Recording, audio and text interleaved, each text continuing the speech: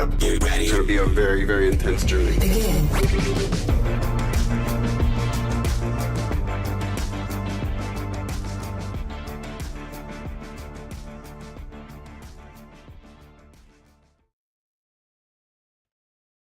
All right. Happy 2025. Happy New Year, everybody.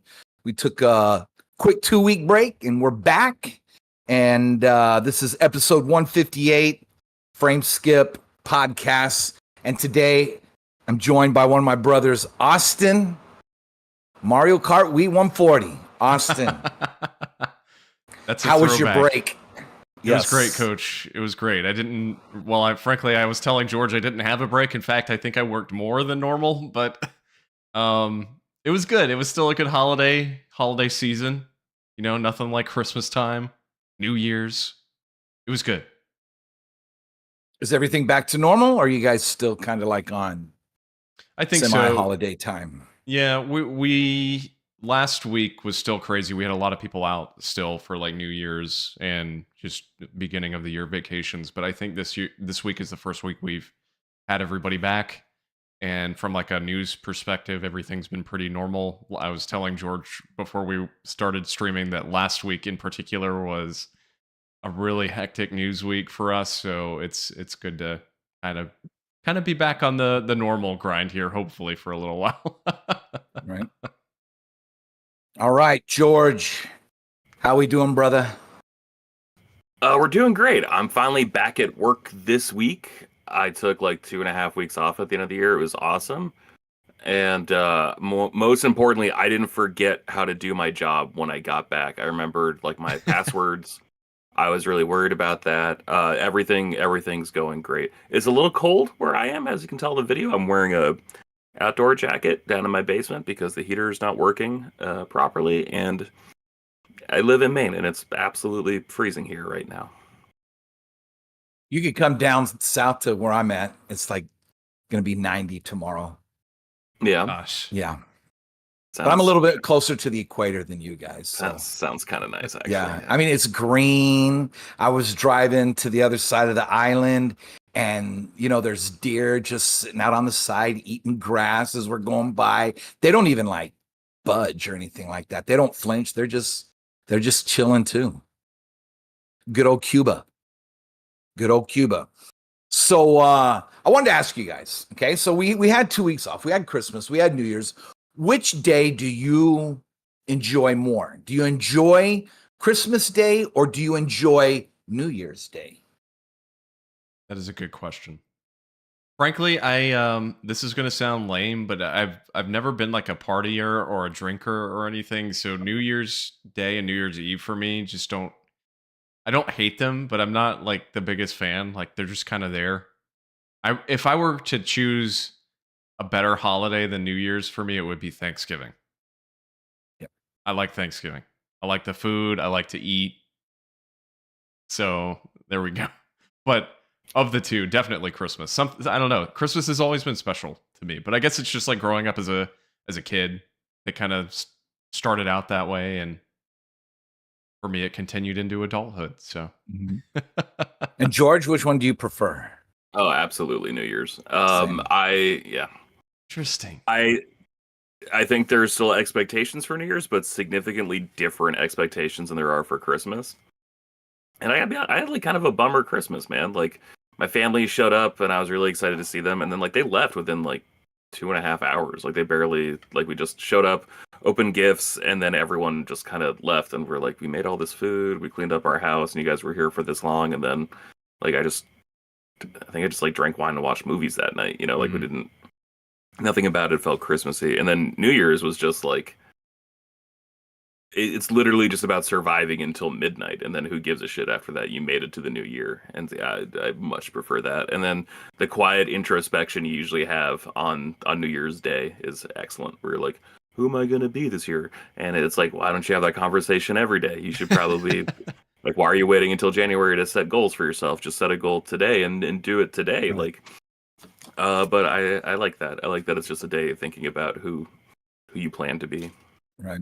See, I look back and I think when I was younger, like middle school, high school, and even like my early college years, I always enjoyed New Year's Day because from the time I would wake up, and granted, I'm in San Diego, so usually the first game is at 10 in the morning, but literally there would be football from 10 in the morning all the way to the end. The last game was always the Orange Bowl out there in the old Orange Bowl stadium.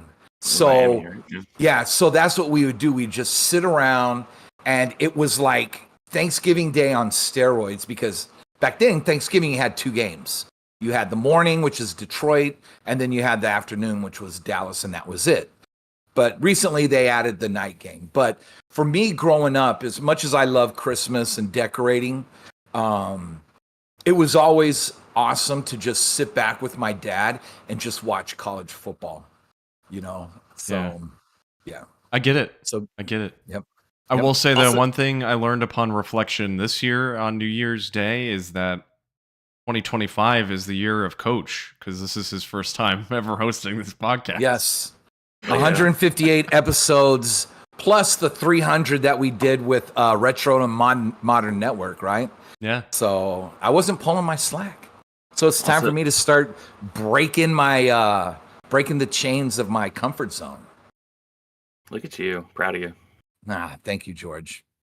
One Okay. more reason. Wait, we'll start really Okay. quick. One more reason to like New Year's more this year. I feel like NFL kind of fucked Christmas this year.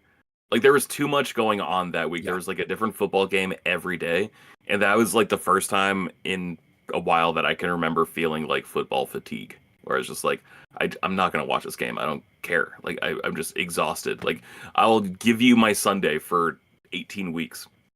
That's fine. But the second you make it so football's on 4 or 5 days a week, like I'm tuning out, man. Like I don't care. Like this isn't baseball, you know? And you know, since the mid 2000s, for basketball, Christmas Day NBA owned that. Yeah. However, this year, NFL said, "Hold my beer," and they were playing. They got more views. I mean, they got more people watching than NBA, from what I saw. That and they kind of fucked college football too, right? Because like they started doing like Yeah. Saturday games. Yeah. And so they were taking like Friday. I thought they weren't. yeah.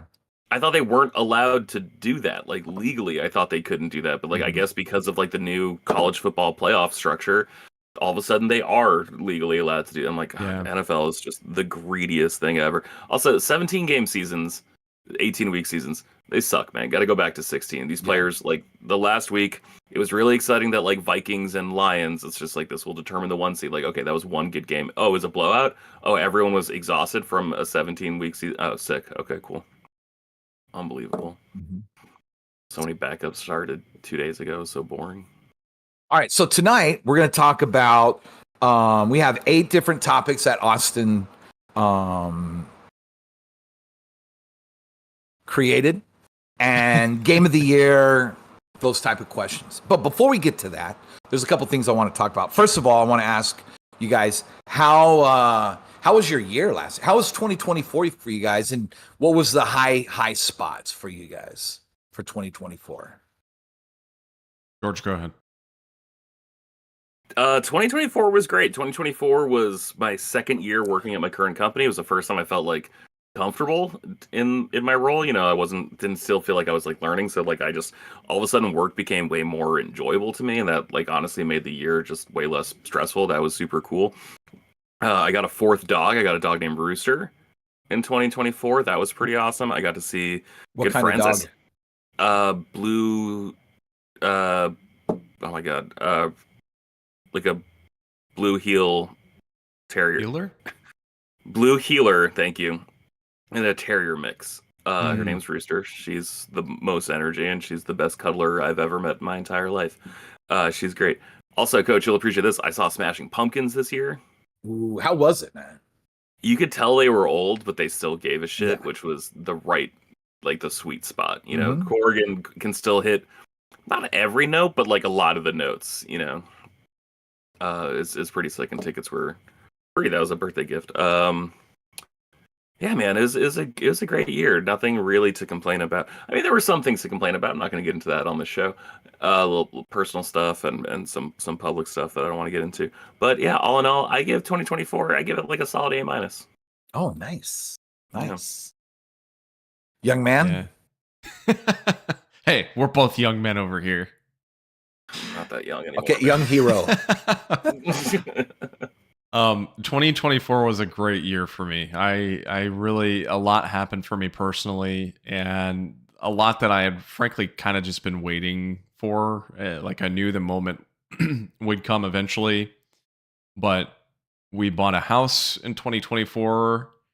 I got a new job that frankly I had been dreaming of for years. It was a major step up for me career wise, and you know, all things willing, it's a job that I'd like to keep for a considerable amount of time. I mean, a bulk of my career, I could see myself staying here. So that's been a huge positive for me, and great for my mental health too. Just because I feel very rewarded, and it's a very rewarding place that I'm working for now. We got a new cat, so that was something fun this year for us. And then just like a few other little things here and there. I mean, we went to DC. I'd never been to DC before. And so we went in November and like just had this nice. amazing Yeah. time going up there, and saw Baby Metal again while we were there. I think that was my third or fourth time seeing them. So they were amazing. But yeah, just overall, like if I could really sum it up into like one thing, aside from all these major accomplishments for us, Andie and I this year, just from a mental health standpoint, I feel like I was in a much better place in 2024 and still going into 2025. I felt like in 2022, 2023, I kind of got complacent with certain things in my life at times, and frankly, mostly career related. But 2024 was just a very good year for me. And so I'm hoping to continue that energy this year in 2025. Nice. Hell yeah. How about So- you, Coach? Okay, so this has been a memorable year because I volunteered to come out here on this deployment, and it happened by chance because during spring break, I'm teaching a math camp, right? And then one of the soldiers they hadn't come here yet, they weren't here yet, but we've been in the same unit for years. So she called me up and she's like, "Hey, they need a cook." So I thought about it for about 10 minutes, and then I called her back before the next session started. I'm like, "Okay, let's do this." Right. So then I had 5 days to move out of my house and put everything into storage. And that was stressful enough. Like that was wild. So, but my friends came through and I did a lot of the stuff on my own. So that way, when I got their help, it took like maybe an hour or something like that. Right. But anyways, so I've been here since April, and I got promoted to Master Sergeant. So, and that's Congrats. huge. Like not many cooks make it to E8, you know? So, and I still have enough time. So I'm 53. So if I wanted to stay to 60, if I wanted to, I have time to still accomplish even more, you know? So, and I still feel my body can give it, even though it's starting to break down a little bit. I can feel like I can't run like I used to, you know? But I'm doing this mission, and it's really it's a very sensitive mission right now, like super sensitive, that White House, Pentagon, like they're tracking it, right? So we've been doing it for about probably in the last month or so, and so we probably have another month, I would think, and at least 2-3 weeks. So being able to be the rank that I'm at, there's only one more above me, right?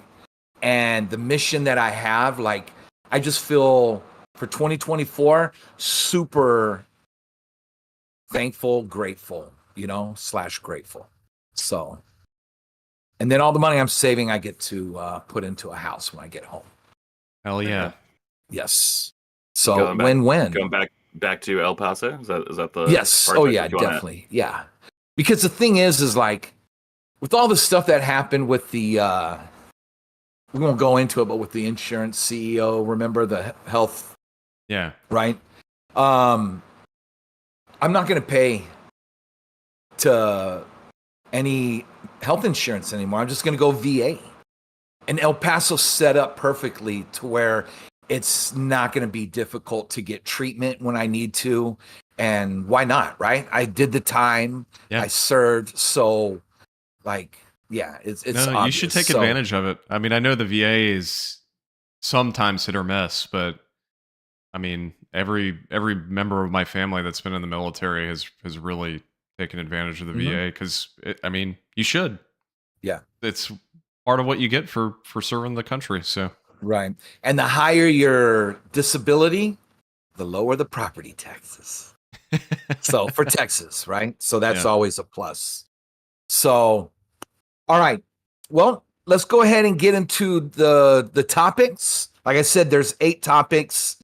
And the first one is what game from 2024 do you wish that you spent more time with or that you had more time with? Okay, so I cheated here, and I have a bunch of games, and most of these were games I just didn't get to play. Yeah. So the answer for this one, the game I wish I spent more time with, is Star Wars Outlaws. I actually really liked it. I never played it. I was running out of time to play it when it came out because that was like the busiest time of year for me work wise. I was like, oh, I'll come back to it. I'll come back to it. And I unfortunately never got back to it.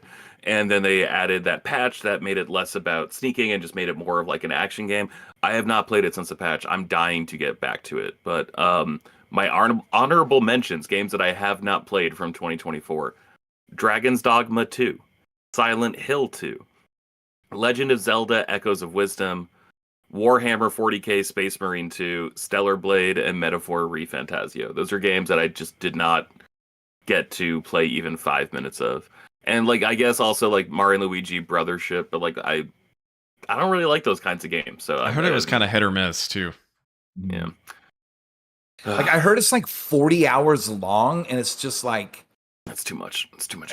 for that type of game where it's not deep. I'm assuming the story's not deep, right? Like after 20 hours, you're like, okay, been there, done that, right? So I don't think yeah.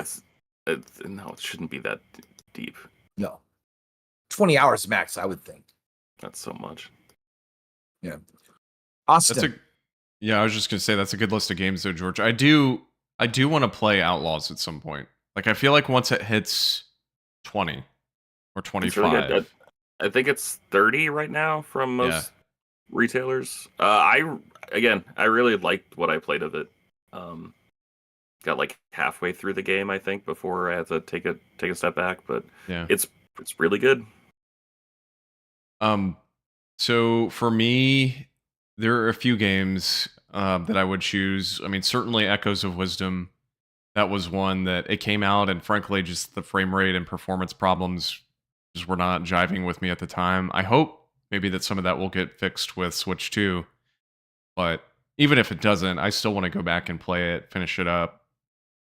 Just to say I've played it since I've played every Zelda game that's released since the 3D one started at this point. So that game, a game I didn't even pick up or play, but one that I've wanted to play because of all the acclaim it's gotten, is Prince of Persia: Forgotten Crown. Everybody says that's like one of the best Metroidvania games of the past decade, and like beautiful, runs flawlessly, even on like 60 frames, even on Switch. So that's one that I've also kind of been waiting on a price drop for, but at the same time, I feel like I need to play it soon because I'm listening to a lot of these Game of the Year podcasts right now, and this game keeps coming up on people's lists. Not necessarily Game of the Year, but like in the top 5 of the year. And so it's one that I definitely need to play. And then a couple others did. I could be mistaken. Did Thousand Year Door remake release this year? It did. Or was it? Yes, It was it this did. year. So that's one. I bought that, and frankly, I didn't really touch it. I went straight from Mario RPG to that game, and I think that was a mistake. I think I needed to like take a break for a little while first. Yeah. So that game, and then finally Helldivers 2. I know that's going to come up a lot on this podcast tonight, but I played about 40 hours of it, but I want to play more. Like, I feel like that just was not enough. There's so much more to do in that game, and I need to get back to it. So those are my picks. Right. Okay, so me, I had two. Okay, so the first one was a backlog game, and I started playing, and it was Hyrule Warriors Age of Calamity. I started it before I got here, but then I really got into it. I got about a third of the way done, and then Christmas hit, so I kind of stopped, and I bought a capture card, so I'll probably start that over so I could get like clean footage of that game and maybe do like put together an end of year video or something about that game, just because I love being in that Hyrule setting with Breath of the Wild and Tears of the Kingdom. So there's a little bit of talk that the next crossover game could be either like a Tears of the Kingdom, like what was that war? During where Zelda went back to. It was, what was the name of that war? Calamity War, right? No. I can't even remember. Yeah. I know what you're talking about, though. Yeah. So it could be in that setting, or people are saying it could be a Xenoblade Warriors game. Ooh, that makes a lot of sense. I had not thought about that. Yeah, it does. It does make a lot of sense. And if that would release on the Switch too. Yeah. Yeah, baby. So the other one, even though it's a few years old, I did buy it this year. And I started it, and then the Dynasty Warriors Origins demo dropped, and I kind of stopped playing it. But it's on my list of platinums for this year, and that is Ghost of Tsushima. Hell yeah. So, yeah. And I probably played maybe 2 hours. I got maybe 2-3 hours into it, and I already know that when I really get into it, it's going to be amazing. I just completely absorbed me. Like when that came out. Well, I didn't even play it when it came out. I waited a few months. I think I got it for Christmas that year. Andy bought it for me or something. But whenever I did start playing it, dude, I sat down and I played 60 hours of that game, and I could not play anything else for weeks because of how addicted I was to that game. It's so freaking good. I want to go back to it. Right. Are you guys going to play those? Go ahead, George. Sorry. I was going to say, it came out like June 2020, I think. Oh, May 2020. Yeah. And like I was like that fat kid who like was in the desert and like drank all of his water at once. It was like peak pandemic. Like there just wasn't a lot of new shit coming out. And like I platted that game in like a week. Like that was all I did that week, was just do that. And that was also like what got me on the show, right? Like it was just, we were mutuals who I think you guys just needed someone else to talk about the game with. So that game is very important to me. So that got my foot in the frame skip shaped door. There you go. Do you think you guys are going to hit those games this year for 2025? A bunch of them, yeah. I'm less skeptical. Yeah, I'm trying to. My biggest, like, my most toxic gaming trait is I never play shit really when it comes out. Like, I do such a bad job. And, like, granted, there's 10 times more things coming out now than there was 15 years ago when I, like, probably cared about gaming the most. But, like, it's just one of those things where it's like, I don't want to play Dragon's Dogma 5 years after it comes out. I want it to be closer to when it comes out. So it's like, I get a more accurate idea of what games were like when they come out. And so, like, I'm going to try to do it. But that means I also need to, like, focus up and get ready for this year. And, like, we were going to talk about most anticipated games. But, like, one of the games that's not on my list, but, like, Donkey Kong Country Returns. Yeah. And, like, that comes out in, like, a week or something. But I'm, like, really debating. I'm like, fuck, do I get that game? And just, like, try to beat it as fast as possible just to, like, keep that experience tied to when it was relevant. Like, that's... And I'm like, no, dude, you got so much other shit to play. And then, like, that's how I get into this situation about, like, yeah, I'll play Dragon's Dogma 2 exactly 1 year after it comes out. And so I won't be hearing any natural conversation about it, and I'm just going to be playing it in a vacuum. And that's the eternal struggle with what I do with games. I definitely see myself at least playing Echoes of Wisdom this year, and certainly more Helldivers too. I think those are the two that are kind of like guaranteed for me, but the others we'll see. You know, Echoes of Wisdom. I know it's a puzzle game, Yeah. and if I want to kill. I want to kill people with a sword, man, or with a bow and arrow. You know, let me jump Yeah. on the back of a grizzly bear and ride it around. You know, so I mean, I think I don't know if I'll probably end up getting it someday, right? I just So hope it gets that Switch 2 boost. Like I hope Switch 2 comes out and they patch it or something and fix the frame rate problems, because then it would make it a must play for me. What's that software they use? We've talked about it before. It's not the DSL. It's not with the DLSS. Yeah, it's not that, but it's another version, but that they use it for the Switch. And so I think FSR? I believe they use it for Tears of the Kingdom. So if what I am thinking that if they left the FPS unlimited, or not unlimited, but open, right? They didn't cap it, then there's a good chance on that next system, if they coded it correctly, that it will bump to 60 and be solid. As long as they are. So the only caveat is a lot of the time when games come out on new hardware or on current hardware and then can still be played on the new hardware, that newer hardware, so Switch 2, for example, would run its CPU and GPU at the same clock speed as the original Switch so that it doesn't like mess up anything graphically. Right. But if they're smart, they'll put in a mode like the PS4 Pro had. They called it a boost mode, which boosted the clock speed higher, and that let it fix problems like in Echoes of Wisdom where the frame rate's unlocked and just bouncing all over the place. So hopefully. But is Nintendo going to nickel and dime us on that stuff, though? I just... Probably. They'll charge $60 for the Switch 2 port. Oh, Lord. Yeah. Breath of the Wild, $70, right? Yeah. So, I don't know. We'll see. It'll be interesting. I'm sure we'll be talking about the upcoming Switch relatively soon. Okay. So, number 2. The best component of a game.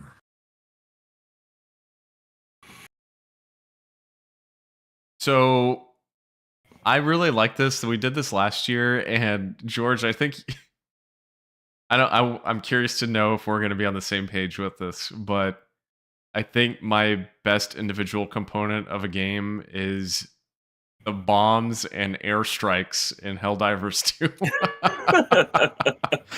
Because, Coach, I know you haven't played this game, and we were just messaging about it last night. I truly think that if all 4 of us played this game, it would be something that we could sit down and stream frequently. It's such a freaking good game, and I really think it's a game you would love, Coach, on PS5. Mm-hmm. But the way it works, you type in this code, and you can basically call down like these support items. And the best items, in my opinion, just the most fun items in the game. I mean, you can literally call in like napalm strikes and giant mortars and explosions, and you just toss this like canister, and wherever the canister lands, that's where it's about to just get obliterated by like an F-18 flying by. Right. And it is the most just rewarding thing I've ever experienced in a game. Man, one of the dudes I play with every Tuesday, super colorblind, and so like the amount of like accidental deaths because like it's like a giant red light that like pops up like where the bombing run is about to go. Oh my god, it's so funny. it's bad, it's annoying, especially when we were playing on like level 7s and level 8s and shit, but man, it makes me laugh so hard every week. That is my number 1 too. I love it because it feels like you're actually like, it's like you pull out like a phone and you're like, you have to type in the right number, like you're ordering delivery of bombs and shit, and it's such like a momentum killer in such like an interesting way where like you have to time everything out just to get yourself like the 5 seconds it actually takes you to call in uh, a shot cannon or whatever, whatever you happen to be doing, and it feels so cool when you do it, and it feels even better when you like remember the sequence. So you just like I don't have to look at the codes anymore. It feels so cool. Yeah. Dude, it's so good. Coach, you should really get that game at some point whenever it goes on sale or something. Okay. We'll We'll have to do it like in the game. summer or maybe spring break or something. For sure. Whenever things are chill. Okay, so for me, it has to be okay. So the first Hyrule Warriors, Sheik was she's my favorite character, or I guess you could say that's her costume, right? That Zelda's costume, right? Is Sheik. But anyways, but for Age of Calamity, Impa, and her move set, right? And it's really cool. What they do is you like assign tokens. I think it is. I forgot what the real name is, but you put these tokens on your enemies and you absorb them by killing them, right? And then once you get fully powered, absorb all of the tokens, then you have clones. You have 6 clones, and you just go through and you just annihilate lower to moderate level enemies, and it's good for like crowd control.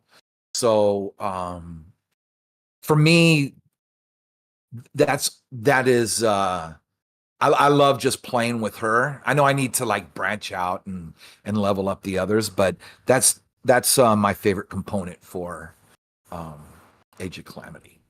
Dude, I love her moveset. It's so good. She was by far my favorite character to play as in that game. And then when you're airborne, you could she could just bomb the crap out of everybody underneath. Yeah. So yeah. All right. So number 3, who's y'all's best developer? I went with Team Asobi.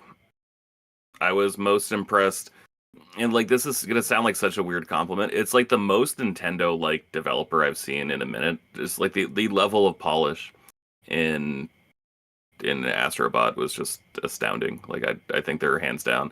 Also, like they're a small team, which I really love. Like they're not 500 people with like an A team and a B team, and it doesn't seem like an incredibly stressful factory where they're just churning out shit for you to play. So those guys, Astrobot boys for me. Yeah, I would agree with Team Asobi. I mean, well, obviously we'll get to it later, certainly, but Astrobot, just from a design perspective, from a technical perspective, I mean, it was honestly kind of flawless. So just very well designed, very well done.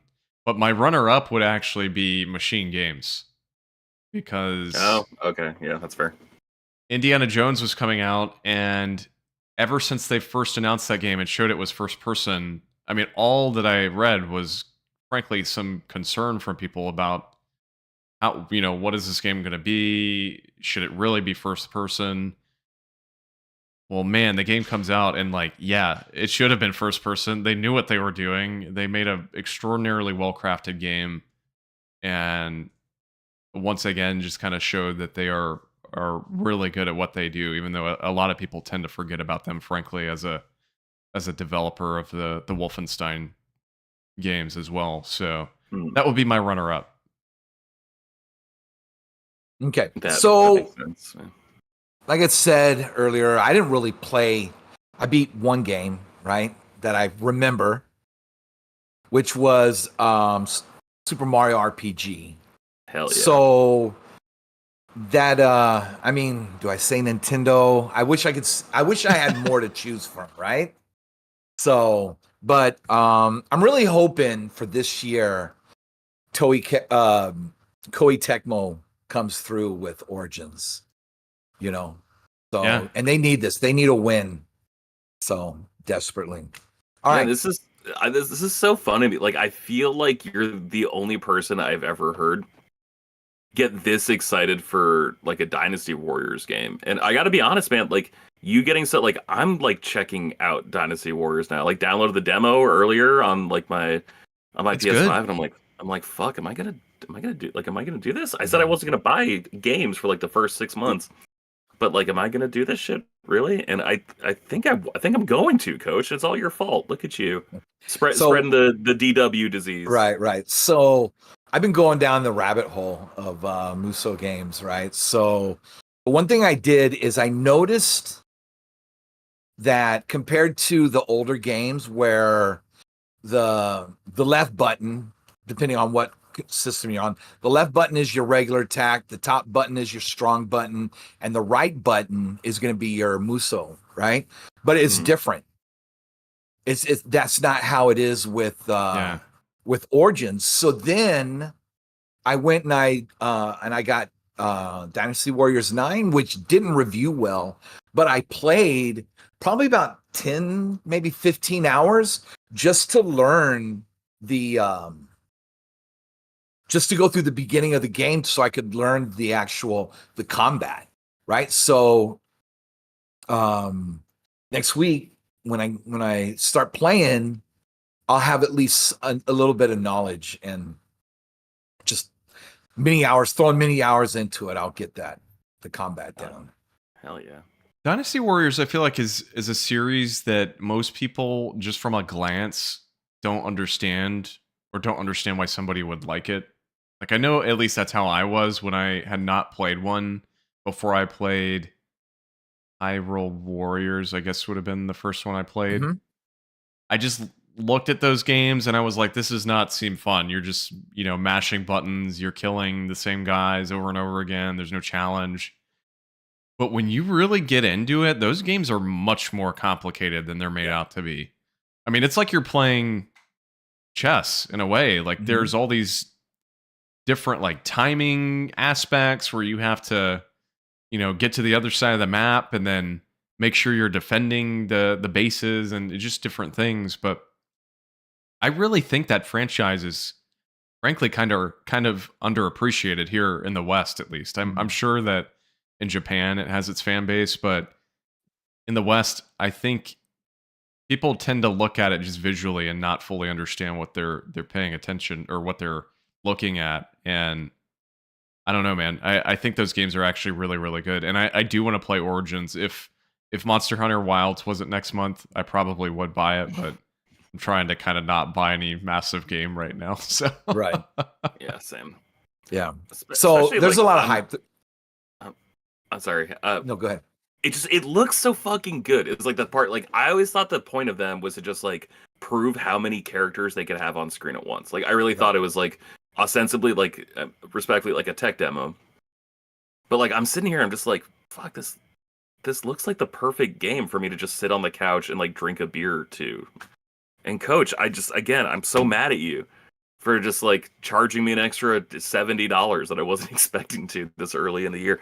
Never on my radar until you mentioned it, you selfish fucking beauty. I know. Yeah. But so what's crazy is there's this olive branch, this branch of games that splits off from Dynasty. You have your crossovers, then you have Samurai Warriors, and you have Warriors Orochi, right?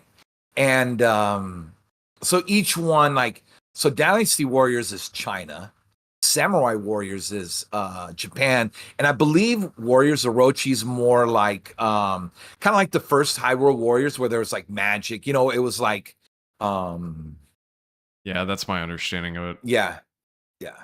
So I'm excited because I really want to start getting into that whole genre and try and make some videos. We'll see. We will see. Okay, guys, number 4. The best protagonist. Oh. I have a 1A and a 1B. 1A, the Indiana Jones work is absolutely incredible. Like it is astounding how much it sounds like him. I was like Austin was alluding to earlier, I was the one who was like really skeptical. And I'm like, what's the point of being Indiana Jones like if you're in first person? And I was like, if you can't see Indiana Jones, if you can't see the hat, if you can't see the whip curl out, like what's the point of that? And then I was like, oh fuck, they did a good job. Like the point is to make me Indiana Jones. That was the entire point. And all the voice acting is incredible. The interactions are great. I'm going to stop playing it because I know I'm going to want to play it on PlayStation 5. It sounds like it's murdering my Xbox. It's actually like kind of scary to play. Like it sounds like it's going to blow up. But no, that's my 1A, and then Astrobot is my 1B. Like he's just such a charming Like it's like a silent film character. It doesn't communicate with words or any way we recognize, but communicates literally everything just with expression and like honestly like breathing is like how he does it. It's incredible.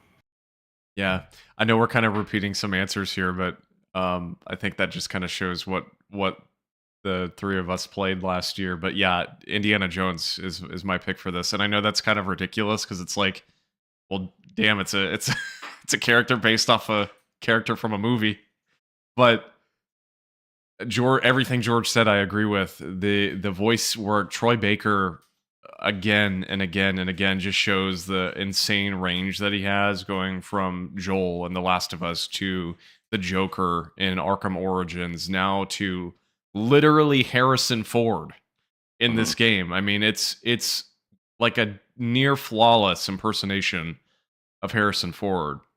There were so many times playing this game where I was sitting there watching the cutscenes, and I just the performance, the way the character was portrayed, both from a delivery standpoint, from a voice acting standpoint, but also from a writing standpoint, it was perfect. I mean, he is Indiana Jones in this game in every way, and so that would be my pick as well. Okay. All right. So with me, I'm gonna have to go with Kyle Katarn. Hell yeah. You know, so got some of that old school stuff, and From Dark Forces, I'm assuming, correct? Yeah. So, and that's on my list of platinums to get this early this year too. So at least by March. Yeah. So Kyle Katarn is mine. That's another game I have and I didn't really play last year, so yeah, I gotta play that one this year. You know what I'm gonna do though is to get some Steam time and some keyboard mouse and start cutting my teeth. Is I'm gonna go through the levels on PC first, and then I'll jump to the PS4 and PS5 versions and go through those. Yeah. So I gotta get that keyboard and mouse. Yeah. Yep. Especially with Doom coming out this year. That's right. Yes. Can't wait. Oh, okay. So what is your best non-game related media for 2024? Okay. I have three. I have one overall answer, and then but like I try to come up with them in just different categories just to talk about cool shit. My number one favorite thing that was not a video game last year, WrestleMania 40 was awesome. It was good. It was so good. That was like when The Rock came back, and it was like Rock and Roman Reigns against Seth Rollins and Cody Rhodes, and it was just such an incredible 2-night event of wrestling. It was the most like I felt like a child watching it. That's how much fun I was having. That is easily my favorite thing I watched. My favorite movie I watched was a weird little movie called The Substance. I don't know if you guys have seen it or heard of it. It is a body horror movie starring Demi Moore. She just won a Golden Globe for her performance, and she is like an aging aerobics instructor who's like pushed out of her job because she turned 50, and then she hears about this magical substance that'll like make you younger, and basically it's like the most horrifying thing I've ever seen, where she takes a substance and births out another like adult human being from her body, like breaks it, like alien style breaks out of the body. And so it's like her and Margaret Qualley playing the younger version of her, and it's them trying to make it work, and there's a bunch of rules. The movie is awesome. The dialogue is very sparse. It is mostly shown and not told. I think that movie's incredible. And finally, I think if Seth is here, he'd give me a hell yeah for this. The brand new Ultimate comics from Marvel have been incredible, and they're everything we've wanted for Peter Parker. They let him grow up a little bit, let him get married again, let him have kids. They've been awesome. The Black Panther book is great. The Ultimates book itself is probably my favorite comic book of the year. Yeah, man. Those books in particular are just firing on all cylinders. Could not be happier with them. So I've got two things. First off, totally agree with you on WrestleMania. That was really the only wrestling thing I watched last year, but I sat down and watched it in full, I think, the next day, and only because I did get spoiled on the Undertaker return at the end. and the Cody and Roman and Rock match, whatever it was. Yeah. And so I did get spoiled on that, but it made me want to watch it. So I saw The Undertaker return, went back and watched the full thing, and yeah, dude, WrestleMania last year was so freaking good. Shit. Yeah. So I don't have the kind of time to like keep up with wrestling every week, but I will still try to watch the bigger events when I can. It's on Netflix now. They just made it a little True. easier. How did that go, by the way? Did you watch Monday? Did it go okay? There was a couple spurts where like it did just feel like lag and buffering. Besides that, though, yeah, it went smooth. And like the opening match was like between Roman Reigns and Solo Sikoa, and I was just like, it felt like a PLE. Like I don't think they can keep up that quality and that roster for every week. Yeah, because it was like the biggest stars from SmackDown and Raw on one show. Is really good, and I'm expecting Chad Gable and American Made and all that dumb bullshit next week. So I'm gonna have to check it out. So anyway, for me though, my real answers, I have two. Shogun. I know everybody talks about it, but good lord, man, that TV show absolutely hooked me. Just completely blew me away in every aspect. So well made. It's a FX like Hulu show, and just extraordinarily well done. I would highly recommend that show to literally anybody. Did you watch it subbed or dubbed?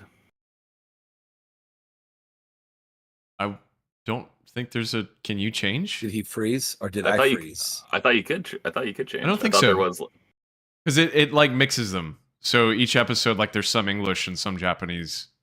Oh, I thought there was one version where they just dubbed over everything in English. Oh, I don't know. I didn't. Maybe there is. I did not watch that version. Okay, cool. Yeah. So whenever the Japanese people are speaking Japanese, it shows subtitles, and then when it switches to I can't even think of the guy's name, but the white guy, and like his story, he speaks in English. So it goes back and forth, but it's excellent. And I definitely need to watch that, dude. Yes. You need to watch it. I am curious to see what they do with the next season, though, because from my understanding, this is where the book ends. Like, it's never gone further. So it seems like they're making seasons 2 and 3 just because of the success, which is fine. I just hope it stays of the same quality. So that, and then My Hero Academia Season 7, which is the second to last season, aired this year, and they're in this massive, like, final climax arc where the main characters are basically fighting the big bad, and it ends on this massive cliffhanger, and then next season is the finale. So I'm looking forward to where it goes. And then this is one more. I know I've been going a while, but one more. This wasn't a book that released this year, but it was one that I read this year, and that is Project Hail Mary. It was written by Andy Weir, the guy that wrote The Martian. Phenomenal. Like one of the best sci-fi books I've read in my entire life. And they're making a movie on it with Ryan Gosling, and it's coming out in a couple of years. I'm hoping it's of the same quality of The Martian, because that movie was great by book standards. So it's Project Hail Mary was phenomenal. I would highly recommend it to anybody. So those are mine. Hell yeah.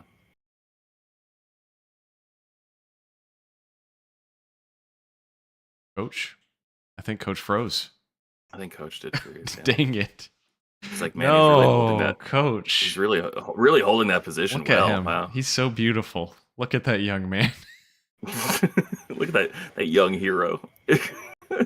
Did you read any good books this year, George, while we wait for Coach to return? You know, I've been trying to go through and read a bunch of classics that I missed. I don't think I was like the best English major. I cared way more about writing when I was in college than reading. And the dumbass in me didn't realize, like, you know, you actually get better at writing when you read. That is true. And so I've been going through. You're on now. You're back. Okay. You're All right, back. I'm back. Okay. There we go. All right. Okay. Coach, what non-game media did you enjoy this year? Okay, I was explaining, and then I noticed that you guys are still. So I'm like, okay, one of us is got bumped out. But anyways, okay, so I got two that are on the extremes of each other and one right in the middle. So the one right in the middle, and I'm a sucker for Star Wars animation, and it was Bad Batch season 3. So it ended where, okay, we I don't know. It ended where they can continue on, right? With something. So it made me kind of sad because I've always loved Disney animation as far as Star Wars, because it's always been good, right? It's just that with Disney Star Wars, who knows what's going to happen next, right? So, but anyway, so Bad Batch was my probably one of my top non-gaming media. Now, on the far extreme, the crazy extreme was Deadpool and Wolverine. Okay. Ooh, And I that was forgot an about event. that. Yeah. And that was an event because the movie theater out here is outside. So, and it's just like stadium seating, right? And it has, so it was like an event. It was really cool. Everybody showed up for it because everybody was hyped for it. It's like 85 degrees. It's humid. There's mosquitoes were constantly just spraying us down, but we're enjoying it. Like, I'd do it again. It was that much fun, right? So I had a similar, not outdoors, but a similar experience with that movie where so many people it was just high energy. It felt like for the first time in a long time, a Marvel movie felt high energy. Since whatchamacallit, Infinity War and Endgame. Yeah, Endgame. So my last one is, I'm probably gonna get some hate for this, right? But starting in November 1st, when I would go to sleep out here, I would put on a Hallmark Christmas movie. So I would go to sleep listening to a Hallmark Christmas movie. So that was that was something that I enjoyed doing. So yeah. Nice. So that's the other extreme. Yep. Love it. Yep. Love it. So, and I'm trying to think what movies are slated for this year, big ones. Frankly, I really don't know many aside from the Marvel ones. I know there's a few Marvel movies coming out. There's Captain America next month. Yeah, I think that's DOA, honestly. Yeah, I'm not really that excited for that, but I'll still see it.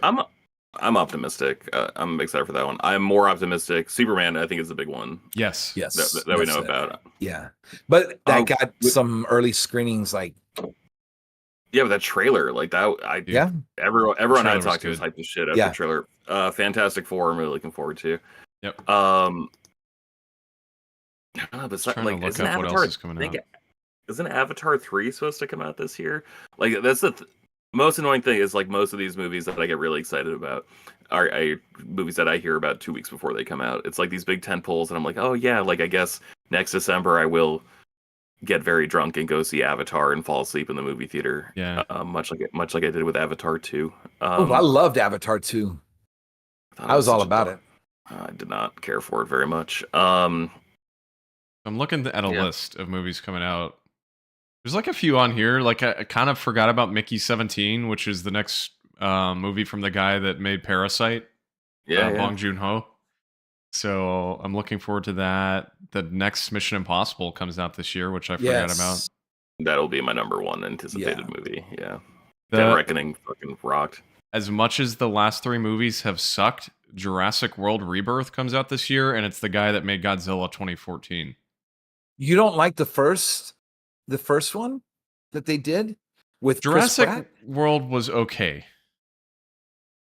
but the whole cloning in the second one, I'm like, but and then I didn't even watch the third one. I'm like, I didn't either. Kind of down for a Gareth Edwards Jurassic World. I mean, he's the Rogue One guy. He's Godzilla, and it's got Godzilla a pretty movie, good cast.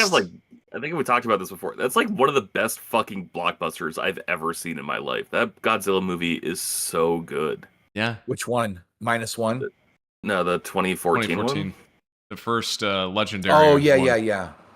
Yeah. So Those seem to be kind of some of the big ones. I was trying to see what else. Yeah, Avatar, Fire and Ash, I guess is what it's called. So So there's a before few we move movies. on to the next one, I do want to ask you guys. I was going to ask you this anyways. What do you think? And I'm just talking about the animation. I don't want to go anything else, but what do you think of the animation style for the next Spider-Man? For the animated show, Yes. I I don't like it, man. I'm a little indifferent on it. It's I'm too an- 60s, 70s. I'm not a big fan of the whole like CGI animated thing that a lot of places are starting to do now. Like I really don't like the way What If looks either. So, and that's kind of in that same vein a little bit. So, I don't know. Is that show canon though? Like is it canon with this like the Tom Holland trilogy? I don't really know much about I it. don't think so. I don't think so. And like, it doesn't matter, right? Yeah. Yeah. Like, I feel like after every like phase 4 movie, phase 5 movie, I don't know what phase we're in. I feel like after that, everyone's like, maybe this was a mistake. Like maybe canon shouldn't actually be this binding and this True. automatic. Yeah. I'm mad. I always pick up like a lot of like Marvel #1s, and I picked up the #1 for like they have like a comic tie-in for the show. And I was like, oh shit, like it'd be so nice to sit down and just read a Spider-Man comic and like not worry about anything else. And I saw like the writer on it. I'm like, oh, I fucking hate this writer. And I assume that guy's like actually like involved with the TV show. So now I'm like less excited about the TV show. Alden in the But- chat, by the way, we were talking about Superman. He said he just hates that we're losing Henry Cavill as Superman. And I don't disagree. Like I think he's a good Superman, but I don't know. I'm excited for that new movie either way. I don't give a fuck. Those movies were so bad. True. Like I Yeah, love man. Henry Cavill, but honestly, like, please go do like real movies. I don't know. Man of Steel, I really like. To this day, I could watch Man of Steel, but that's the only one that I could watch of that whole, whatever that guy's name is that Snyder. did it. Yeah, the Snyderverse. I didn't even watch the 20-hour one that they put out recently during COVID. Justice League. Yeah. I It was didn't like bother. 4 hours. I don't think so. No, man. Henry Cavill did Ministry of Ungentlemanly Warfare this year, and like that movie fucking rocked. Like, yeah, work with Guy Ritchie every day because like he did that with Guy Ritchie, and then he did The Man from U.N.C.L.E. with Guy Ritchie, like with Armie Hammer. And it's like, yeah, man, I actually like you so much more when you're being like a person instead of an abstract idea.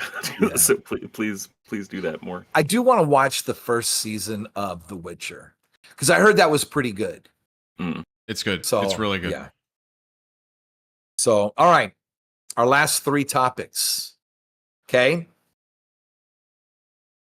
The best game of 2024 that you played. And it doesn't have to be new, it could be old.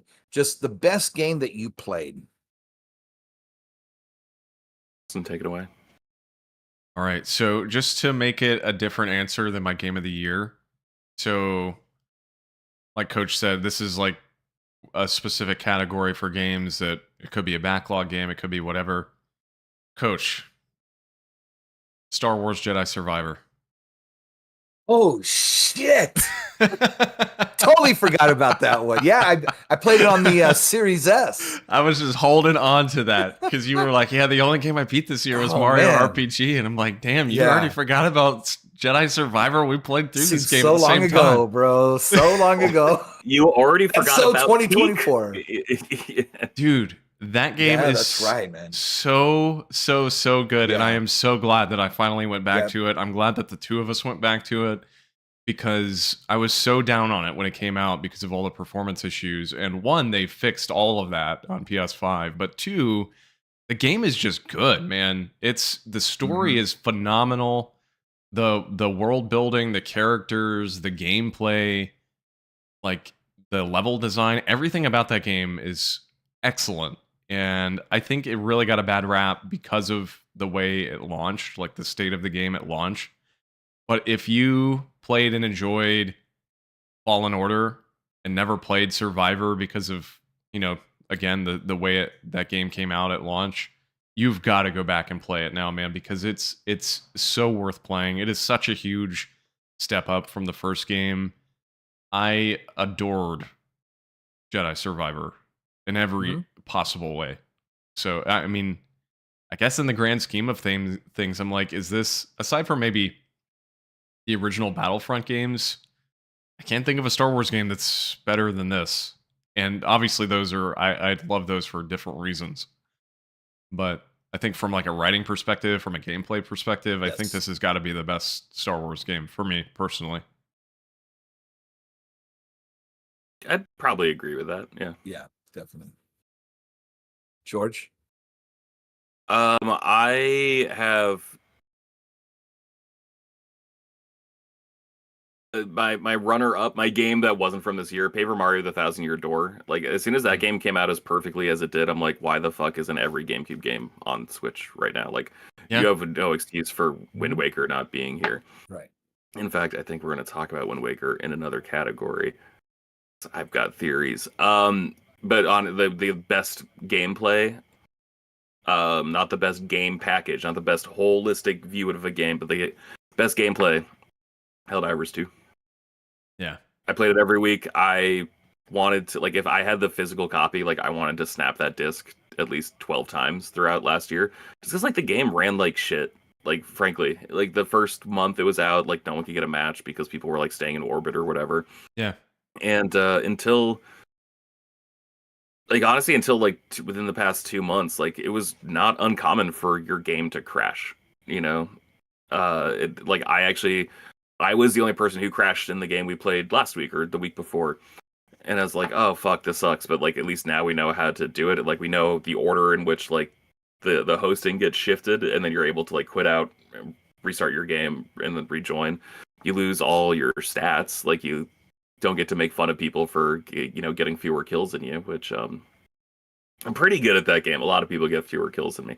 But you get, like, at least all your rewards. You get your XP, you get your samples and all that shit. So those are my two. Bring more GameCube games to Switch, please. Yeah. I agree. What other ones would you want to see besides Hyrule Warriors and Twilight Princess? F-Zero for sure. 1,000%. I want to say. Oh, you want to wait that? You want to wait? Okay, we'll wait. I want to say this. That's a good talking point. Okay, so I did beat Super Mario RPG. Hell yeah. I did beat Jedi Survivor, and I got through more than half of Dark Forces, which I really love, man, because the remaster. So I guess either or. So I guess best game I played, I'm gonna go with Dark Forces, only because when you see the original and what they did with Dark Forces, it was just they made it special, right? They took the care to keep it the original, but it's just it's good. So I highly recommend to play it on PC. I really do. You know, definitely. Yes. Yeah. It's one I've got to play soon this year. Yes. I got it in like a Humble Bundle a few weeks ago for like $13 or something, and it came with that and the 3 Crisis games remastered and Prey. So I need to play it. Right. So, I mean, it's a toss up between Game of the Year, but Jedi Survivor, right? But for you guys, I can't wait to hear what you guys have to say. Austin. Well, I know I've said it before, and it's probably pretty obvious at this point, although it really hasn't come up actually as much as I thought it would on this show, and that is Astrobot. I really think it's the best platformer I've ever played. I mean, I know, George, you're going to say Mario Galaxy because I know we always have this conversation. I agree with you. I think those two games go hand in hand just as far as like the overall quality and the level design. But just when it comes to this year specifically, I mean, when we're talking Game of the Year, I really don't think anything else comes anywhere near as close to Astrobot. I mean, it's just such a well-crafted game. There are really, and I am not exaggerating when I say this, I really cannot think of a single flaw with that game. I cannot think of anything that I would point to negatively or have issues with. So I loved it. I'm excited to see where that series goes because obviously they kind of accidentally made this new PlayStation mascot.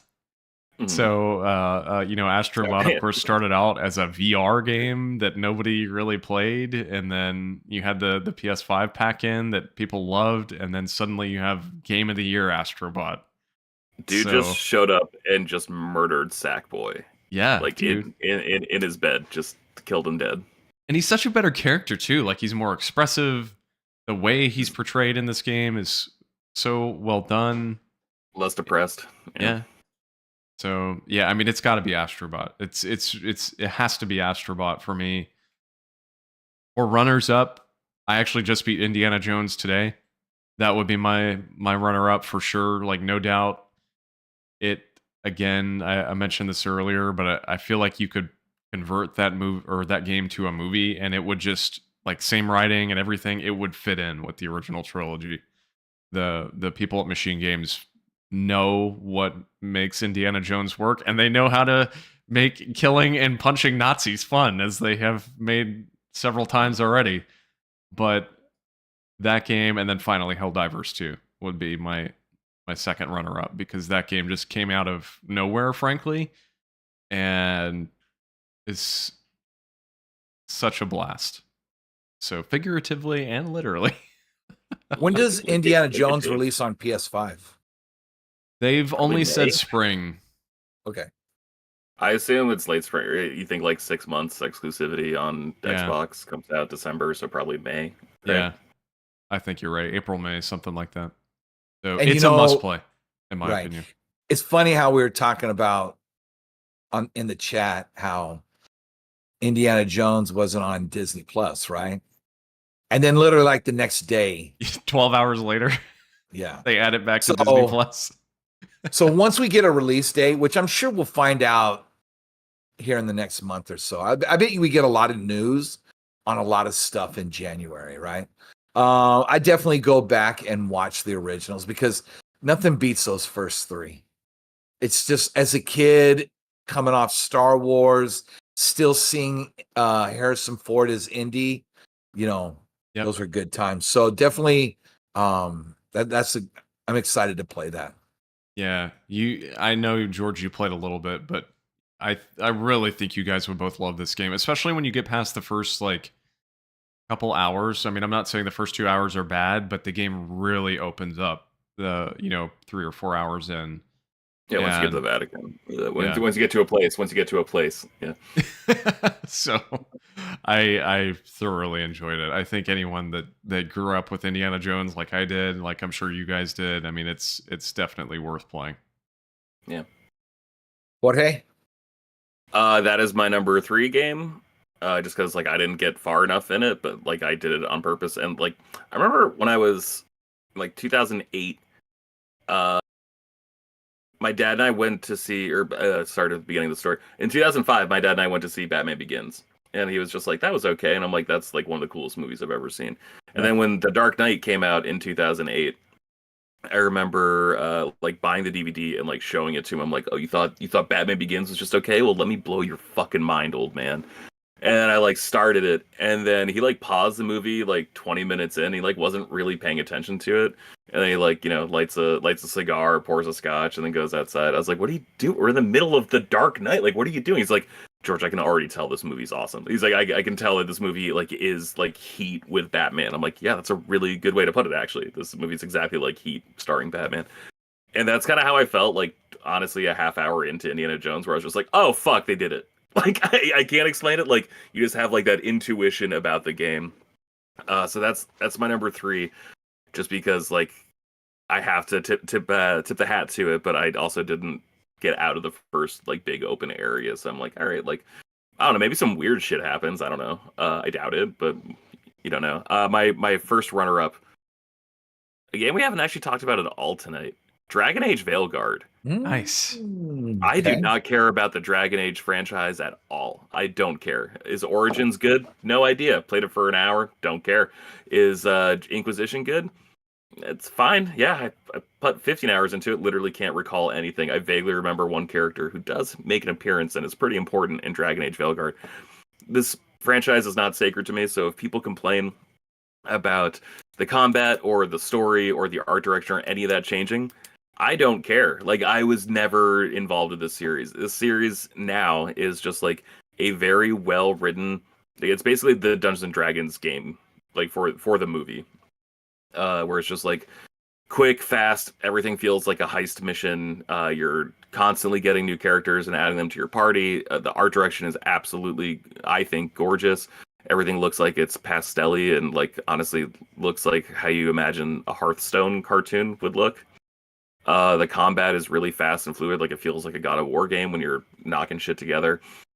And there's like a combo system where like you can combine powers from different people in your party for different effects that make combat way easier and frankly way cooler. Like it feels like the first time I saw this was Ultimate Alliance 2, where like, you know, you could dude. throw your Captain America shield and then Iron Man could blast it and then that would just like radiate his blast all over the map. Like you do stuff like that in this game. It's phenomenal, and it's probably going to be on sale for $25 soon if I had to guess, because that was how much I got it for when I bought my PlayStation 5. And I bought that one. I was like, yeah, screw it, I'll check it out. And I'm like, this game is like, I'm obsessed with this game. It's great. My game of the year, I don't even have to go into it that much. Astrobot. For everything Austin said, part of me wants to be a little grossed out because like it is basically like a PlayStation commercial. You know, where it is just like, look how fucking awesome we are. It's like, you guys have released like absolutely nothing on PlayStation 5, just so we're 100% clear. You've had maybe 3 games. A lot of them were PS4 games, let's be real. And so like part of me like feels a little gross, but then like you see something from like Castlevania or whatever in the game, you're like, all right, like it's hard not to be romantic, I guess, when you're playing that game, even though it's easy to be grossed out, I guess, is just like the easiest way to put it. But obviously, I mean, you are right that in a way it's a PlayStation commercial, but at the same time, I mean, it's I love part of our history, yeah, and we all love yeah. PlayStation, so it's hard not to love that stuff. But I do want to go back. Did you ever do any of the quests that they added, the levels that they added? I did all of them except for some of the time trials made me want to like rip my controller in half. So I got like half of those. They added a gorgeous holiday themed level that was so much fun to go through. I need to go back and do them. I platinumed the game and then I haven't gone back, but those levels look really fun. And I saw that one of them adds Gex as a character, which is so ridiculous to me. That so what was the hardest trophy? There's really not like a hard trophy per se. No, there's one. Like the hardest trophy is getting the final Astrobot, and you have to go like to the end of a challenge of That one took me like probably an hour and a half straight. Granted, it was like on a Tuesday night. I had just beaten Far Cry 6. Oh, did I tell you guys that I beat Far Cry 6 and 100%ed it? So I'm out of the trophy doghouse now. I can't remember if I going to play a Far Cry game again. Like literally never. No, fuck that franchise into the sun. But like I just sat there and played that last level of Astrobot for like an hour and a half trying to get that trophy.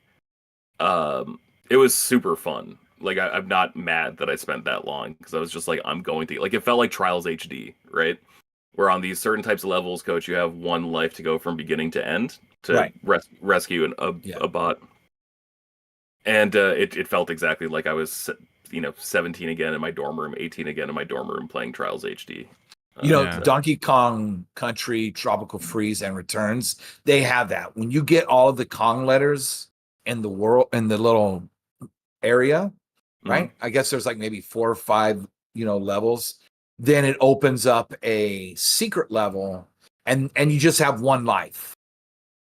So if you get towards the end and you die, you got to start all the way back. And they're real challenging. And at 95% Tropical Freeze, so I have to go back and replay that because it's been so long, but I am getting returns. So, but I know what you mean about those levels where you build on what you learn, right?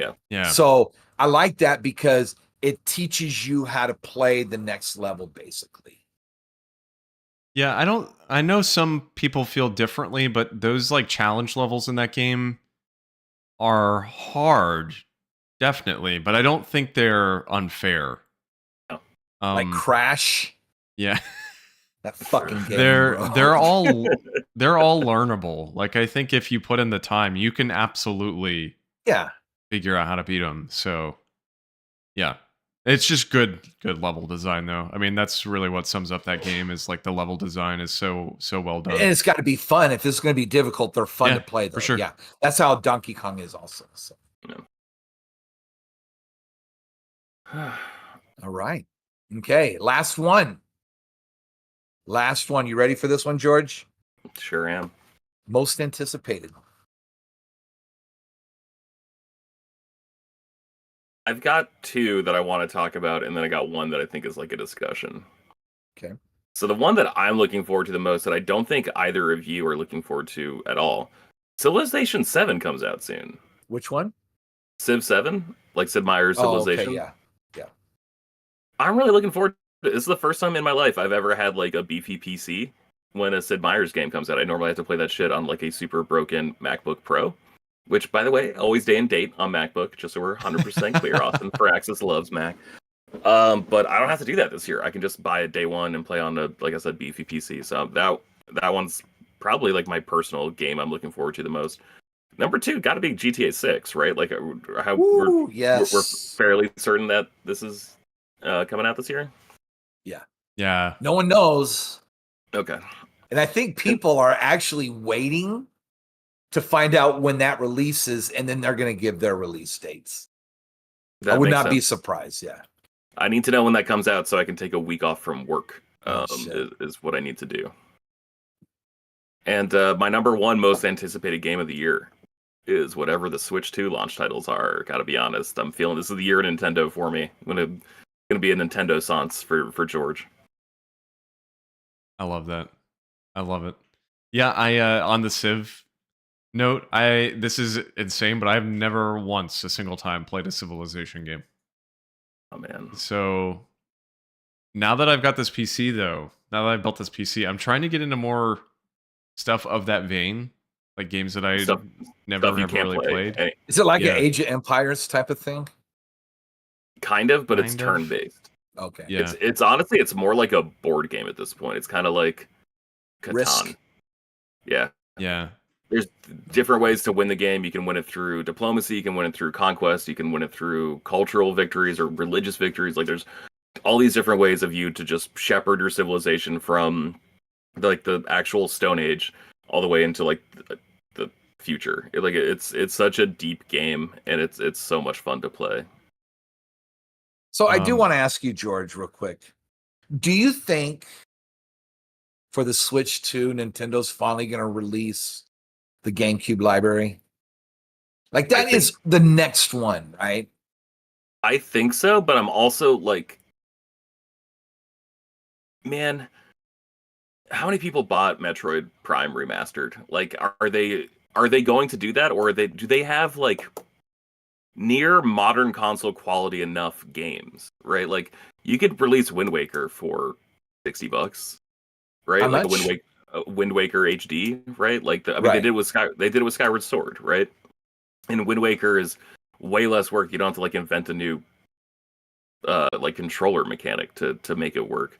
And so like we were talking about the GameCube games earlier. I'm like, man, it should be F-Zero GX. Like it should be Wind Waker. Honestly, they should go back in and like fix Mario Sunshine and like make that game fun this time. That would be super cool.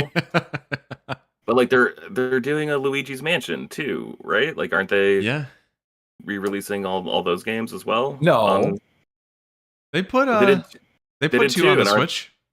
They put 2 on the 2's Switch. on it. Yeah, but that's not one. Aren't they're not doing the original one as well? No. They did a 3DS port. 3DS. Yeah. Okay. Everybody was like, So What stupid. the hell? Yeah, and it was Nintendo? like 2 years after the Switch came out. So So annoying. Yeah, I know. But no, I'm optimistic. I think whatever like Pokemon Legends follow-up game, I was really hoping it would be like a Let's Go Johto would be like the first Pokemon game on Switch Oh, too. you know what? That's right. We don't know the that- release date for that. We don't even know the window this No. year. We could get 2 No. Pokemon games. We could get a remaster. What's the next? Is Black and White the next remake? I guess That's been technically, the- yeah. I think that's been the rumor, but that doesn't mean No. because like they didn't. We gotta get silver and gold on modern consoles, man. Like we I gotta agree. do that. Heart Gold, Soul Silver. I actually literally just spent so much dumb. Like this was my Dude. Christmas present to myself That's this awesome. year. Yeah. Yes. When are you I, gonna start playing it? Probably this weekend. Ellie Okay. is going away for a week, and I'm like, I need to distract myself. I brought mine out here too, just in case I wanted to play it. So maybe I'll. Hell yeah! That I gotta find my old pedometer. Take those guys. the for some walks. Pokewalker. Yeah. Yeah. You know, I always wanted them to do a Let's Go, but with Heart Gold and Soul Silver. Yeah. I really that's what liked. I really like Let's Go. Like that was my first Pokemon game I beat was Let's Go because it was easy enough for me to kind of, traverse it and kind of understand it. Like that was my Pokemon 101, right? And then after that was what are the ones that were in London? What's the ones that came? Yeah, the ones that just came. Brilliant Diamond, Shining Pearl. No. The one that Oh, Sword and Sword Shield. and Shield. Yeah, Sword and Shield. Right? Oh, And I went through that game. Like I could not put that down. Like I loved it. Maybe because it was easy and my OCD and just catching and so I'm keeping my fingers crossed that Scarlet and Violet is going to play a lot better on yeah. the Switch too. Still And look then like an I'll jump back. N64 game though. Yeah, that's fine though. I'm okay, but just I love the N64. Yeah. Hey, I played like 100 hours of that game. I completed the Pokedex, so I can't really say much here. But which one? Scarlet and Violet. Okay. I got all the Pokemon in that game. Oh, you did. You went after all of it. Yeah, Andy and I Oh, both wow. did. We both got every Pokemon in that game. So Fucking losers again. It's so impressive. but Bullfrog in goddamn. the chat says Heart Gold and Soul Silver is goated. I still have them in the box with the Pokewalker.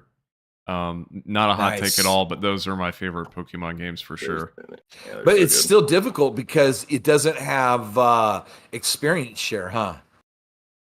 I think It does have how it used to be, where you could give like one or two What? an item. That and you could like turn it off too, right? Yeah, I mean, I guess you So- could just by taking it away. Yeah.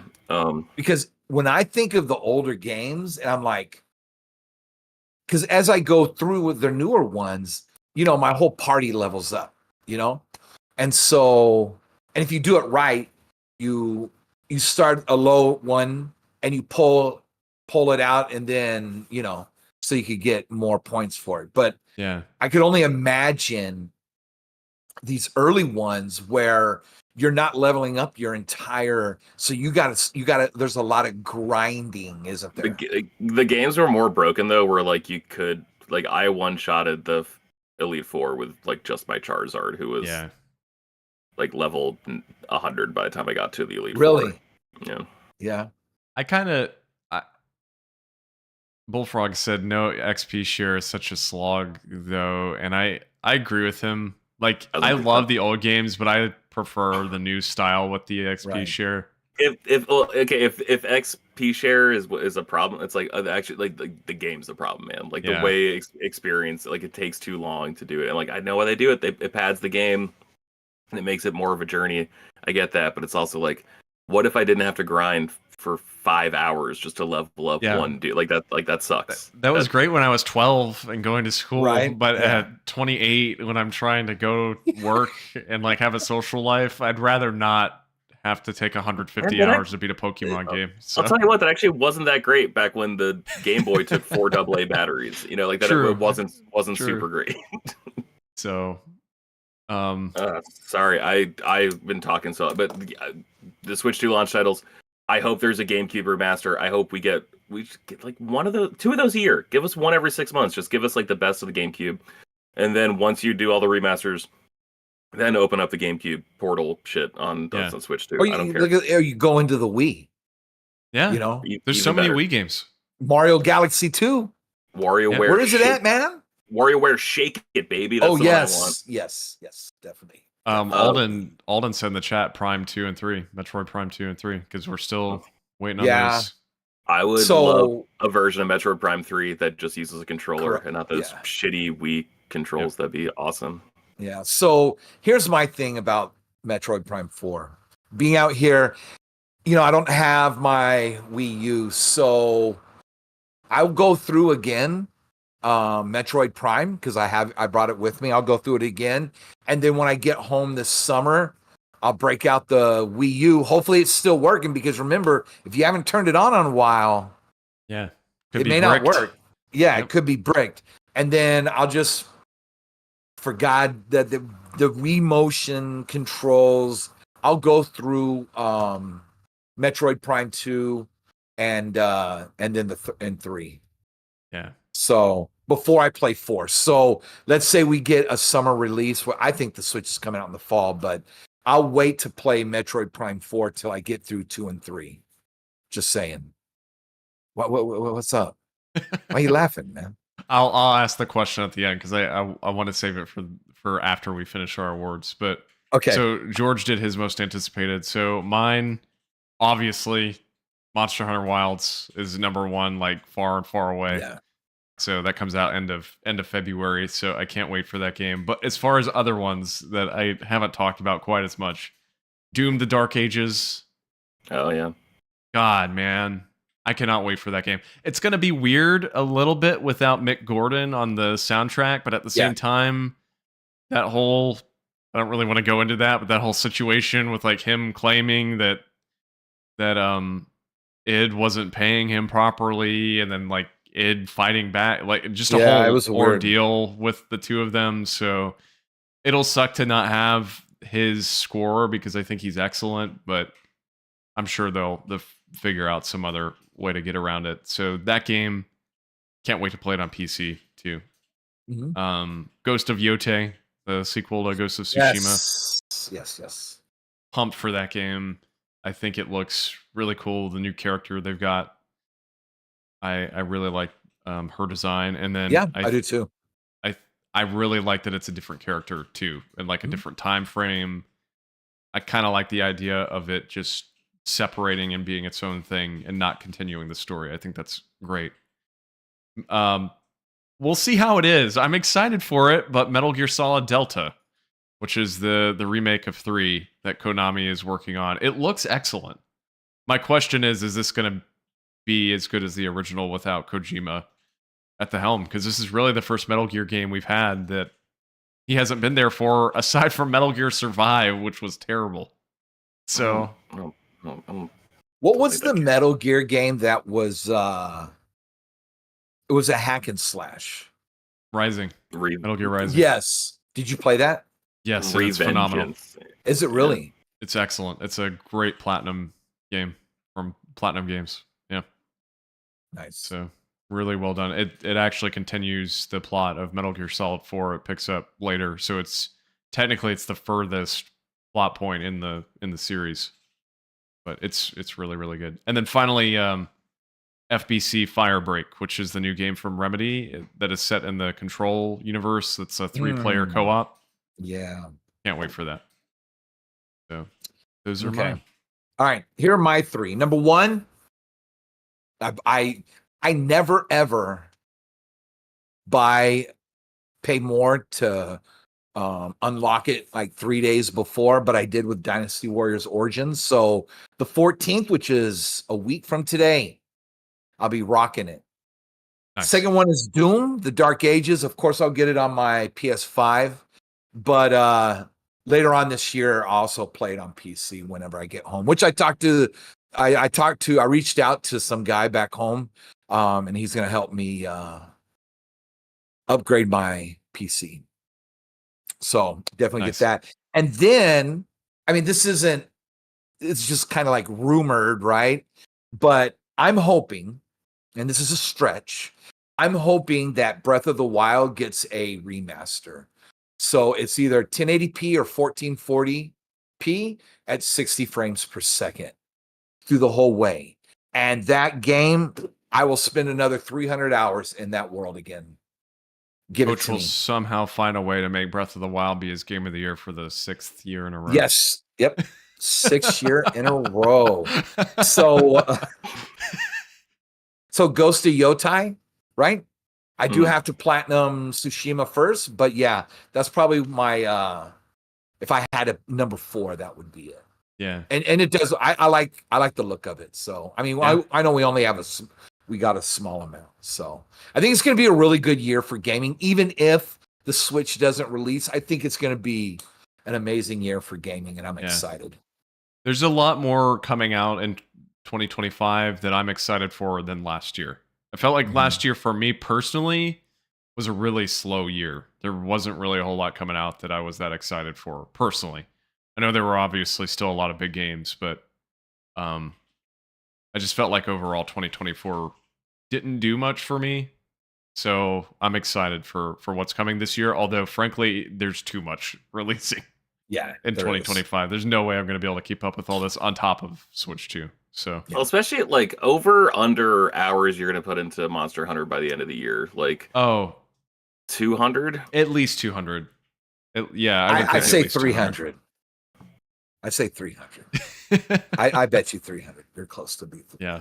So, well, dude, last time when World came out, Rise didn't hook me quite as much as World, but when World came out, and specifically Iceborne, when that expansion released, I think that was the only game I played for like 7 or 8 months. So hopefully that doesn't happen this time, so I can play some other stuff. But I'm really excited for that game. I mean, it's definitely going to be the year of the backlog for me, like especially for my platinums, right? However, I want to try and get and finish 4 new games. So next year at this time, I have a little bit more to give to the podcast, right? So yeah, I'm definitely looking at least every quarter, try to do at least one game, a new one, you know. But there is a lot. I mean, and we don't even know what's going to come out in the fall. Well, True. I'm sure. Sorry to interrupt. No, I didn't even mention Grand Theft Auto 6. I mean, I'm excited for that too. Yeah. The more I Are think we about all getting it? Are we all for getting sure. it? Day one? Yeah. Like I said, I'm going to try to take like a week off from work. I wonder if we could do this where we stream it, but a window has Austin's game, window has mine, a window has George's, a window has Seth's, and we're just all sitting on there just chit-chatting, just BSing. We could probably figure out some way to do that. I'd have to think through the logistics of it, but I remember when Grand Theft Auto Online came out for 4 or for 5 rather, when we were doing R&M still at the time, me and Seth and Blake, I think, and Elijah would all play it together and stream it like constantly. That was a ton of fun playing that when it dropped. So I just remember you guys had so much fun because I'd jump on the stream and just hang out. Yeah. Right? Yeah. I got a quick question before we end. And people in the chat, if you want to answer too. If Grand Theft Auto 4 got a remaster, I know it's on PC, but I guess it's kind of like not the best. But if Grand Theft Auto 4 was remastered, would you guys jump in like all in on it? I think so. With the 100%. DLC, the Ballad of Gay Tony? Yeah.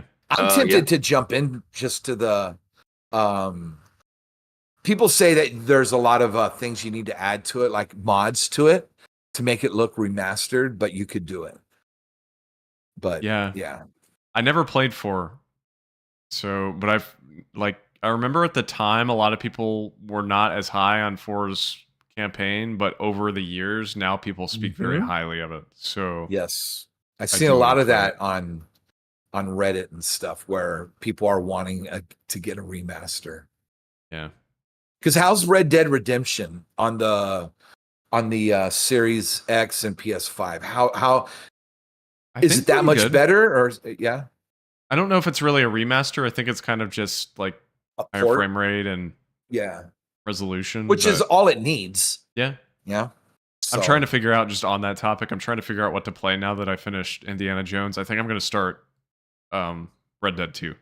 I think that's going to be the next game I play because it's like a good. how thing to long lean are those into. games? 60 20? hours. Like it's a big ass 60? game. The first one or the second one? Second Or one. both? I mean, Second actually, one's a lot longer. Yeah. First one's not short either. Yeah. No, that Red Dead Redemption was like the number one game I wanted to get a remaster, and then it finally did last year, I think, year before. Right, got like a PS4, Xbox One version. Now it's like literally, like Morrowind and Oblivion and Fallout 3. Those are like the last, I guess, Yeah. 3 games now. But GTA 4 would be sick. I'm gonna add that one to the list.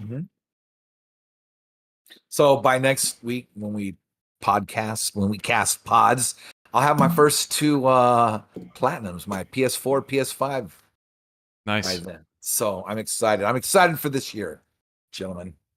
Hell yeah, I'm excited to see Seth again man. Someday, yeah. someday. So Alden earlier in the chat was asking where Seth was, and I said he got bit by 36 and a half snakes.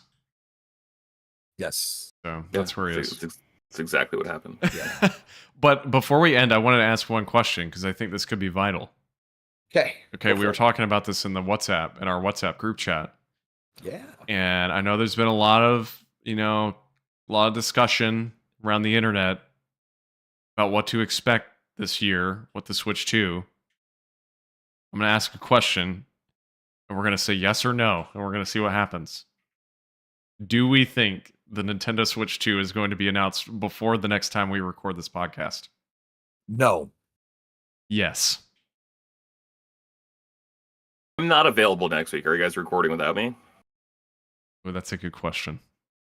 Because like, if you're not, like, I'm like, okay, I can see it being announced in the next 2 weeks. That's streamed in Austin. In the next week, that's like, I don't know. I would say no in the next week. I would take the over. Okay, if you're recording next week. Let's say we are recording next week. No. Okay, so I'm the only yes here. So we got 2 no's and a yes. If you're right, I will buy you like a Uber Eats dinner or something. Like I will get delivery sent to your home. I'll give you my JBL. No, that's a really good speaker. Don't do Don't that. do that. Yeah. Don't do that, coach. No, I know. Don't do that, coach. Okay, Bullfrog in the chat said no. Alden said no. So I'm the only yes. So we'll see what happens when you guys are all wrong. I think it's going to be revealed in the summer, right? When E3 is not around anymore, and that we're going to get it during October, November. So that you way, said that before, but they already said it's going to be announced before March 31st. well, Nintendo, they could change their own rules. Like they could be like, we need more time or something like that, right? Yeah. So, We'll see. We'll see. I think within the next week. Because we've already seen like the Joy-Cons. We've all seen out the there. whole thing already. It's all It's out so there. crazy. We've seen the freaking motherboard.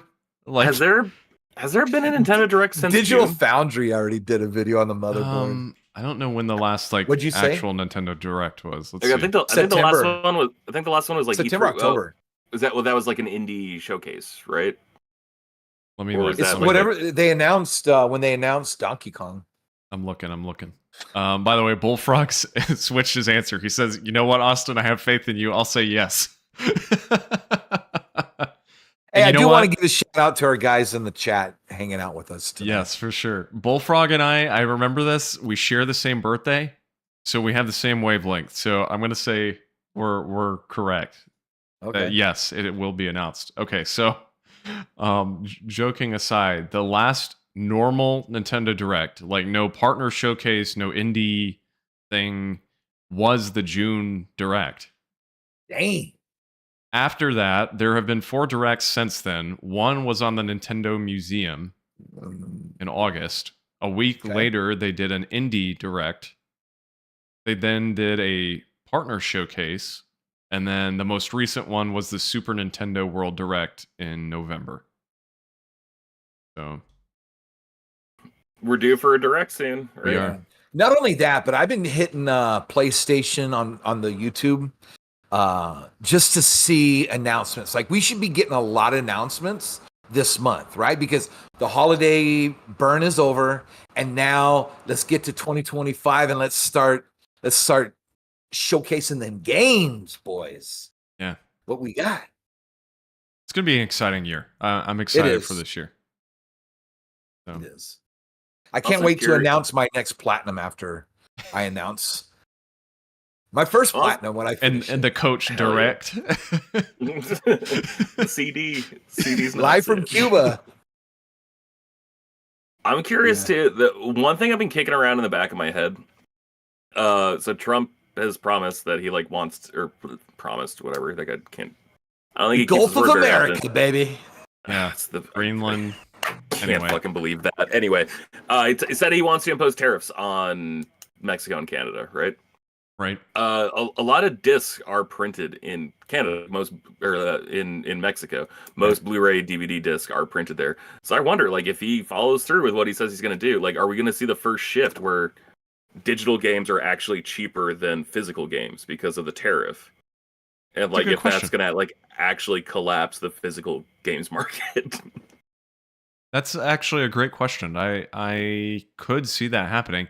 Frankly, it's always been surprising to me that digital games have never been like a few bucks cheaper than their physical counterparts. Well, I think they do that to maintain relationships with realtors or real retailers, right? Because it's like, for sure. Cool, man. No one can buy your digital game if we don't sell your fucking PlayStation. So how would you make them the same price, Dr. Sony? Right? That's usually how I think Johnny GameStop talks to Dr. Sony. Am I so? I'm sorry. You're probably the one that's more knowledgeable on this. I could be wrong. I think the Vita is the only system that's done that, right? Weren't there some Vita games that were $5 cheaper? I think digital versus physical, if I'm recalling correctly. Probably, I can't remember off the top of my head. Man, you're supposed to be the Vita like savant. I gotta be honestly, man. Like, I've been playing like PSP more than Vita. Although I have been playing Vita lately. I'm trying to get the platinum in Gravity Rush on Vita. Man, I feel like this is If I ever make it out to Japan, there are so many Vita games out there. Like when you go to the stores, like the whole section just Vita games, and I'm like, where was that here? Hey man, I know they're. I imported a shit ton, man. I'm staring at them right now. Yeah. Look at that beautiful Vita collection. You know what game I almost thought about buying, but I'm like, stop spending the money. Was the new East game that came out today, and I heard it's really good too. Like, that's a it's like series I've never played. Origins. Yeah, that is the other Vita game I've been playing is East Memories of Salsetta or whatever the forest one is. Yeah, you've been playing that now. Playing that and Gravity Rush on Vita. I've been trying. I want to say it's either 19 or it's like either $20 or $30. But have you seen the only way to buy it physical is that box? Like, have you seen the collector's box? Yeah. Yeah, it's like a box, like the size of a book, right? A new book, but just a little bit thicker. Comes with stuff that's just kind of like stickers and stuff like that, right? So, but yeah, it was really tempting. I'm like, oh man, I could, but then I'm like, no, stay focused. You got to focus on this platinum. You got to get this platinum done before the 7th or the 14th. You got 1 week. Yeah. My goal was to not buy like anything. Like I have comic book subscriptions that are on repeat or whatever on call. I'm like, don't buy any games. Don't buy any fucking movies. Just don't buy any bullshit in the month of January. Just do that January, maybe even February. Like you're not doing dry January, do dry credit card January. Do that instead. And just like pay off all your credit card debt. So it's like I feel bad. It's getting kind of hard and it's January 7th. Like I don't know how to do this. Yeah. I know. Like I said, I almost got the East game, like just download it on the Switch and just be like a chill game. And I want to get fucking Dynasty Warriors because you won't stop talking about it. I just want something to talk about with my good friend Coach. Yeah. All right, gentlemen, we have anything else we want to chit chat about? I don't think so.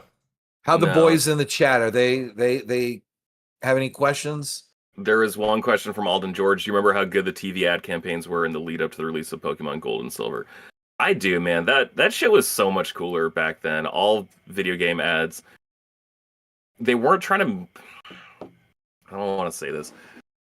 They were in on the joke, I guess. Like that one, it wasn't for Pokemon Silver and Gold. It was for, I think, Red and Blue.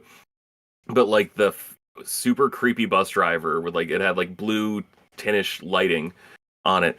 Bus driver picking up all these Pokemon, like, and then he's just like, "Don't worry, guys, I know where we're going. It's gonna be okay."